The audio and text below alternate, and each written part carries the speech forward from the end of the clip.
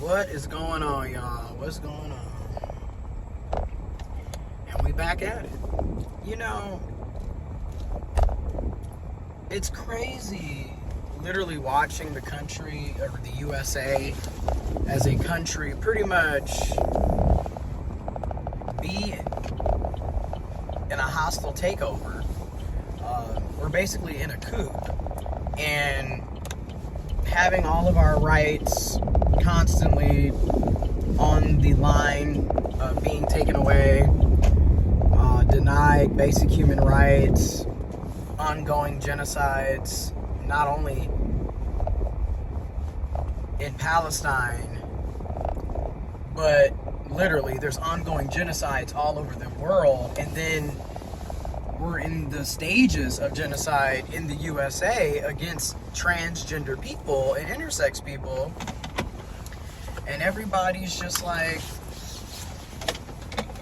I'm not gonna say everybody, but for the most part, it seems like most people, arguably,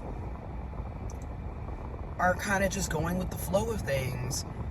And it's not necessarily always out of carelessness or apathy, but it's also because in many situations and cases, we don't really have much of a choice. And what I mean by that is, we still have to go to work, we still have to pay bills, we still have to take care of our responsibilities, we still have to take care of our, our children, our grandparents, our parents, our dependents. Things continue to go on regardless of what is going on around us.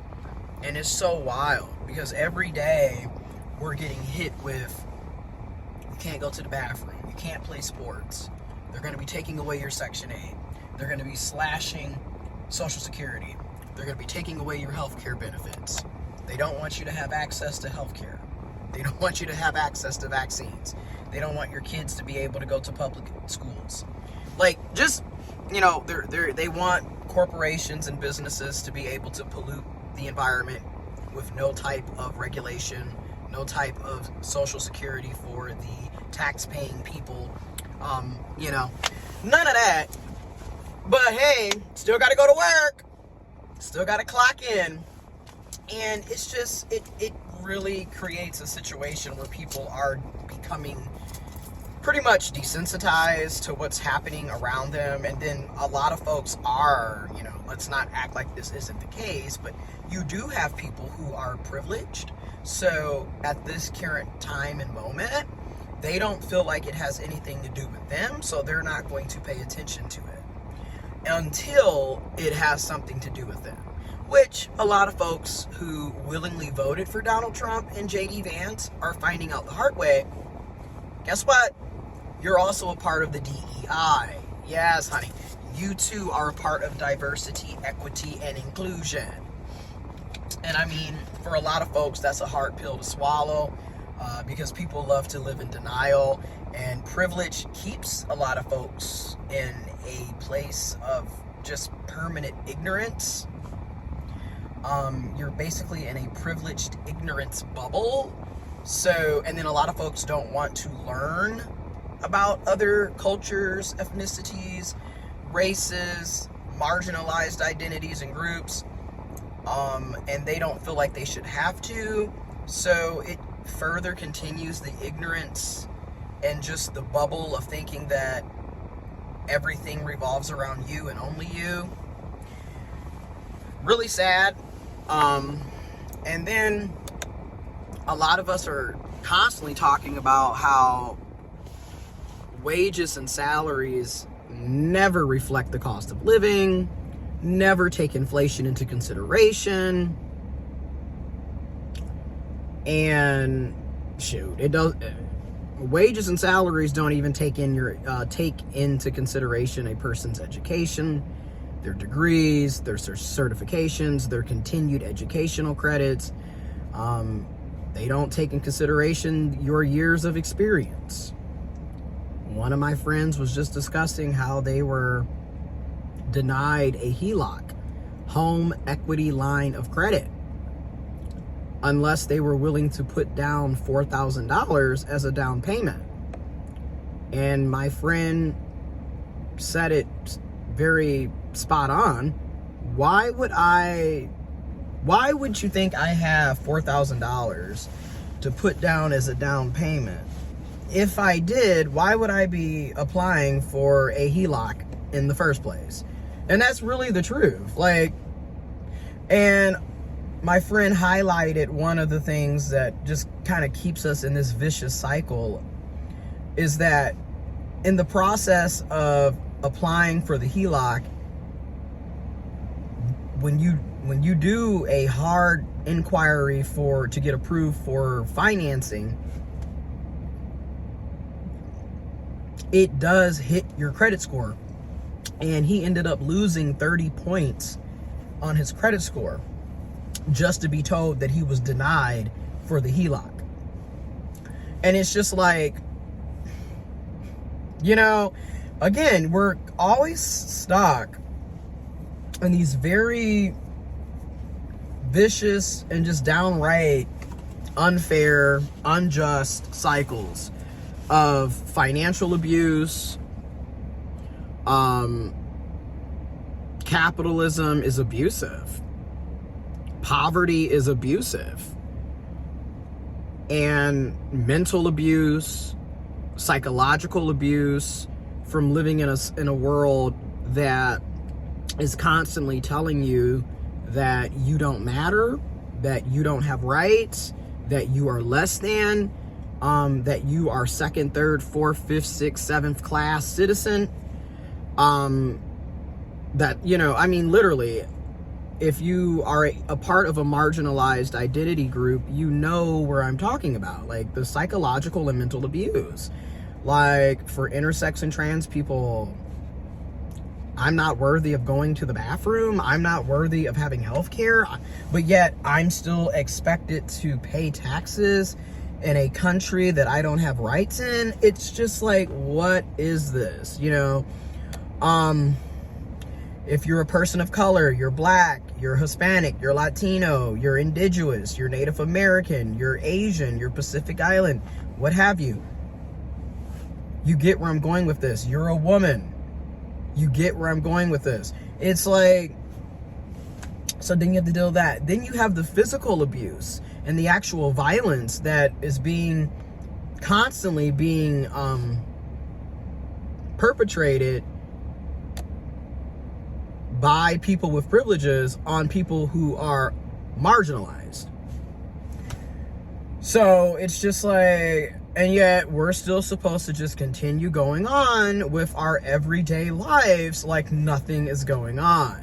We've got planes falling out of the sky every single day, plane crashes, people are dying every day, and the prices of groceries have yet to come down.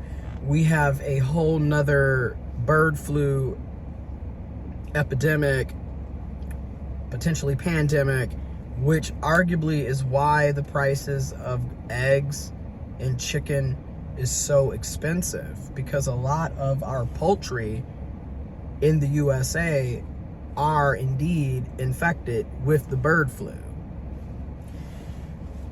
While simultaneously, Trump's administration is harming agriculture and farmers by taking funding from them, while simultaneously trying to deport and actively deporting people who work in agriculture, who work on these various firms. And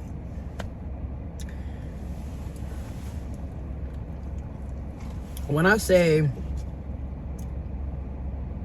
it's just getting to the point where you don't know what's going on ever.